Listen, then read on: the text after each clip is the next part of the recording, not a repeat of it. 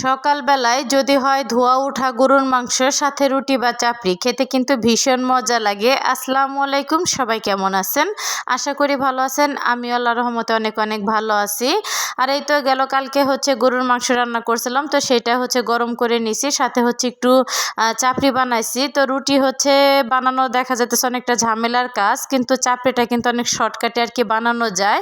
তো ভাতও রান্না করছি, কিন্তু ভাত একটু খাইতে মন চাইতেছিল না, তো ভাবলাম একটু চাপড়ি বানাই।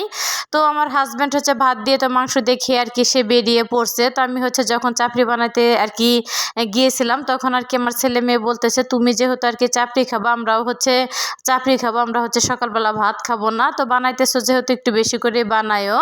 আর এই তো চাপড়িটা বানানো হয়ে গেলে তো গরম গরম গরুর মাংসের সাথে গরম গরম চাপড়ি দিয়ে খাইতেছিলাম। আর বাচ্চাদের নিয়ে খাইতে কিন্তু আমার কাছে খুবই ভালো লাগে, আলহামদুলিল্লাহ। যাই হোক, আর এটা কিন্তু রাতের রান্না। তো একটুখানি সবজি ভাজি করব। তো বাঁধাকপি দিয়ে ডিম দিয়ে ভাজি করব।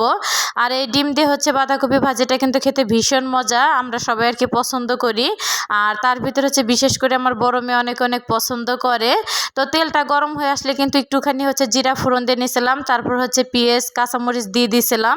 তো 2টা ডিম দিয়ে দিলাম, আর একটুখানি আদা রসুন বাটাটা দিয়ে সুন্দর করে আমি ভেজে নিব আমি। আর শীতকালীন যে কোনো সবজি আমার কাছে মনে হয় খেতে অনেকটাই মজা লাগে। আর আমি বরাবরই একটু সবজি পাগল মানুষ, আমার কাছে খুবই ভালো লাগে সবজি খাইতে। আর এতে এখানে কিন্তু একটুখানি হলুদের গুঁড়া এবং তো কয়েকটা শুকনো মরিচ ভেঙে দিলাম আমি। শুকনো মরিচটা ফোড়ন দিতে চাইছিলাম, কিন্তু মনে ছিল না, যেহেতু শুকনো মরিচ ভাজা আগে ছিল, তো ভাবলাম কয়েকটা ভেঙে দেই। আর এতে এখানে কিন্তু ধুয়ে রাখা বাঁধাকপি আর আলুটা দিয়ে দিলাম। আর বাঁধাকপি ভাজতে গেলে একটু আলু না দিলে কিন্তু একদমই অসম্পূর্ণ থেকে যায়।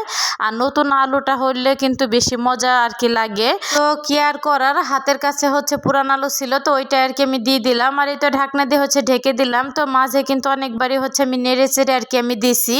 তো এখনও কিন্তু অনেকটা পরিমাণে পানি আছে, তো পানিটা কিন্তু শুকানো অবধি আমি রান্না করে নেব। আর পাতাকপিটা ওঠার পরে থেকে আমার মেয়ে বলতেছে কবে পাতাকপি আনবে এবং আমাকে এভাবে ভাজি করে দিবা।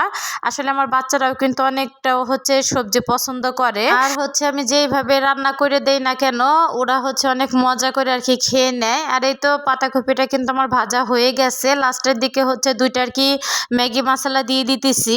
আর আমি যখনই ডিম দিয়ে পাতাকপি ভাজি করি, লাস্টের দিকে 1টা বা 2টা ম্যাগি মশলা দিয়ে দিই। আমার কাছে খেতে ভীষণ মজা লাগে। আর বাসার তো সবাই অনেক অনেক পছন্দ করে। আর যাই হোক, এতে সুন্দরভাবে মশলাটা তো পাতাকপির সাথে মিশিয়ে দিয়ে তো 2-3 মিনিটের মতন আমি রান্না করে নেব। আর 2-3 মিনিট রান্না করে নিলেই কিন্তু আমার পাতাকপি ভাজিটা একদমই রেডি।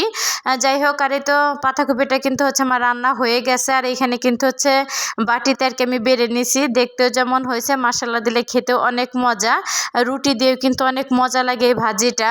তো আজকের ভিডিওটা কিন্তু আমি এখানে শেষ করছি। সবাই ভালো থাকেন, আল্লাহ হাফেজ।